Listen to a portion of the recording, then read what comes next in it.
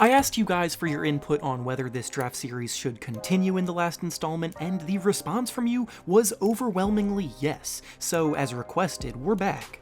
We now move on to the class of 2014, and this is a very interesting one to take a look back at because at the time, it was one of the most hyped up classes in NBA history.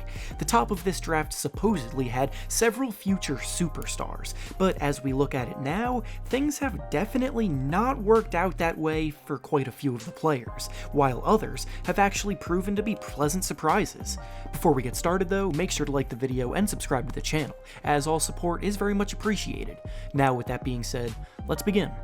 Starting with the first pick in the draft, the Cleveland Cavaliers selected Andrew Wiggins. When the Cavaliers made this selection, they had a decision to make, because LeBron James had made the decision to return home, and he was obviously in championship-chasing mode, so developing Wiggins wasn't exactly in their timeline. The all-time great potential people thought Wiggins possessed at the time made it a very tough decision, but the team did ultimately ship him off to Minnesota for Kevin Love, which has proven to be the right move.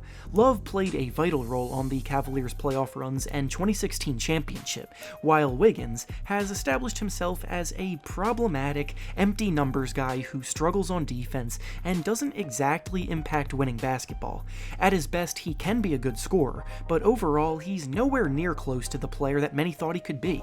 The fact that the Cavs traded him for Kevin Love actually does boost his grade though, because they got terrific value in return for him, so the final grade I'm going with here is a B. Next up with the second pick in the draft, the Milwaukee Bucks selected Jabari Parker. Parker was heralded as the next Carmelo Anthony at the time of the draft because of his size, elite isolation play, agility, and overall scoring package, which were very reminiscent to a young Carmelo Anthony. There was a ton of debate about Wiggins vs. Parker for the top spot, yet when we look back on things now, we realize that neither have really lived up to the hype. However, for Parker, his disappointing career was much more out of his control, as serious injury has plagued him from very early on. He tore his ACL as a rookie, but did make a pretty strong recovery from it, and by his third season was a 20-point per game scorer, looking back on track. But then 51 games into that season, he once again tore his ACL, and since then, he just hasn't been the same player. His career has been plagued with injuries ever since. He's only really ever been a bench scoring option over the last few years, and his struggles in some areas balance out the decent scoring production. It's unfortunate, but the grade for this pick is a C, but who knows what could have been if not for injuries. Up next with the third pick in the draft, the Philadelphia 76ers selected Joel Embiid, who ironically enough was injured at the time. Had Embiid not been injured, he may have also been in contention for the top pick, but luckily for the Sixers, he fell in their laps. Since Embiid has gotten back on the court and started his career, he's been nothing short of a beast on both ends of the court, and now is arguably the best center in the entire NBA. He's one of the best defensive centers in the league, and the way he impacts the Sixers is glaringly obvious both by watching them play, and is supported by advanced analytics. And then offensively, he's a tremendous scorer who can take pretty much any defender not named Marc Gasol one-on-one and score with ease. He's going to be the face of the Sixers for a long time, and the team really hit a home run here, so the obvious grade for this one is an A+. Next up with the fourth pick in the draft, the Orlando Magic selected Aaron Gordon. Gordon was kind of the Swiss Army knife of this draft class, whose athleticism, explosiveness, high motor, and good decision-making was very intriguing to scouts. In the last 6 years, he's become a very solid player and important part of the Magic lineup, who gives them a little bit of everything and throws down some fun highlight dunks along the way, but he's not necessarily a star or a top player at his position. His shot never developed to a level where he knocks down shots from the perimeter at a league average rate, and his role on the Magic seems to fluctuate a bit, but overall he is a good player. Taking Gordon this early in the draft wasn't a bad decision by any means, but it also wasn't great, so for a grade, I'll give this one a B. Up next with the fifth pick in the draft, the Utah Jazz selected Dante Exum. Exum was the top international prospect in the class whose combination of size, playmaking ability, and defensive potential led people to believe he had elite overall potential. Such elite potential, in fact, that he was drawing comparisons to Penny Hardaway.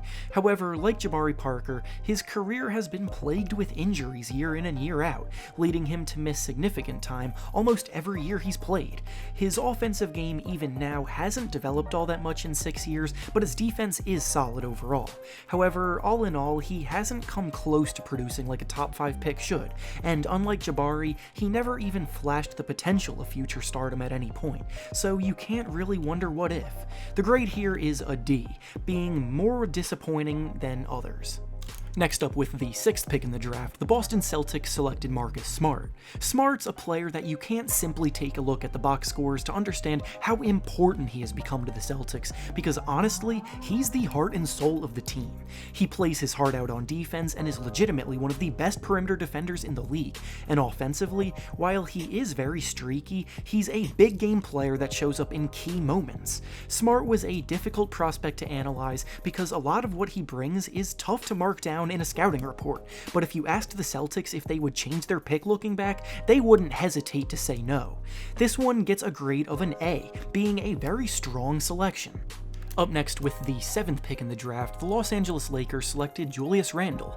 At the power forward spot, Randle got better every year in his Lakers days, and he got the exact opportunities he needed to develop with the team, because he came into the team at the time when they were still rebuilding. His scoring improved all 4 years with them, his field goal percentage improved all 4 years with them, and all along the way he was a strong rebounder. His strength was his biggest asset, and he used it to bully matchups down low and get to the basket. However, after 4 years with the team, the Lakers let him walk in free agency, shifting their focus elsewhere. Since he left, his numbers have shot up even more, but now, especially in New York, it seems like they are inflated by his freedom to take any shot he wants, and his poor decision-making at times can hurt the team's success. He's a good player to find in the middle of the lottery for sure though, so for this one also gets a grade of a B. Next up, with the 8th pick in the draft, the Sacramento Kings selected Nik Stauskas. To this point in the video, I'm just going to come out and say that this was the worst pick made in the lottery. Coming out of Michigan, he was seen as the sharpshooter of the draft, who actually possessed some underrated playmaking ability as an off-ball guard and secondary playmaker. But so many of his weaknesses got ignored that eventually got exposed at the NBA level. For one, he couldn't guard anybody well enough to justify giving him big minutes. He needed to put on more weight that he never really managed to do, and his lack of athleticism and speed limited his seemingly underrated playmaking ability. Plus, his shot didn't truly translate as well as everyone hoped, and at best, he was only ever an above-average shot maker from beyond the arc. This pick gets an F, and now 6 years later, he's not even on an NBA team. Next up, with the 9th pick in the draft, the Charlotte Hornets selected Noah Vonleh. Around this time, the concept of floor spacing was beginning to be more important than ever, and stretch bigs as a result were in as high of demand as ever. Vonleh was one of the youngest players in the draft class, and based on what he showed in his 1 year of college, his upside was very intriguing because of his mobility, rebounding, and willingness to stretch the floor. His game was raw, but the idea of what he could develop into over time was one of a gem. Well, we're now 6 years into his career, and he hasn't really proven to be anything more than a fringe bench big man that hasn't improved much as a shooter and sparingly gets minutes. He also only lasted 1 season in Charlotte before getting traded away, so overall this pick didn't really work out well for them. I'm going to have to give this a grade of a D-, and I was very tempted to give it the F. Up next, with the 10th pick in the draft, the Magic traded up with the Sixers to take Elfrid Payton. Payton is an interesting player to analyze because he's relatively productive in some key areas, but also struggles mightily in others. For one, his three-point shot ranks amongst the worst in the league, which is concerning after 6 years, but at the same time, he is a pretty good passer of the basketball and has ranked well in assists per game. His time in Orlando was decent if nothing else, but nothing ever stuck out about him enough to warrant making him a permanent starting point guard. He's mostly put up decent numbers on bad teams, and realistically, should be a bench player for a team that wants to win. He, too, did not stick around after his rookie contract in Orlando, and the mediocrity of this pick nets it a grade of a C+. Up next, at number 11, the Chicago Bulls drafted Doug McDermott. McDermott took the country by storm in college by being a bona fide walking bucket. He led the nation in scoring, was a lights-out shooter from anywhere on the court, and that production and hype resulted in his draft stock skyrocketing. I mentioned earlier that Stauskas was the sharpshooter of the class, but honestly between him and McDermott, it was 1A and 1B.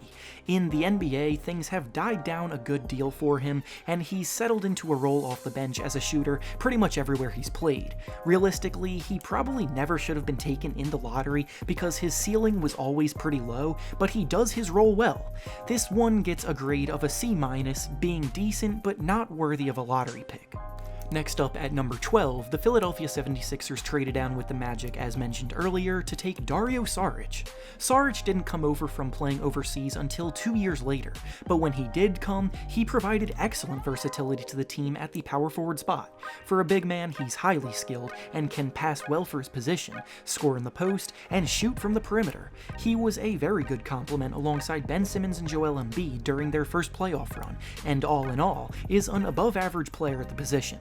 He did end up getting traded in the deal that landed the team Jimmy Butler, and since he left Philadelphia, he hasn't been quite as good, but overall his all-around game is valuable wherever he's playing, and for that, this pick gets a grade of a B. Up next with the 13th pick in the draft, the Minnesota Timberwolves selected Zach Lavine.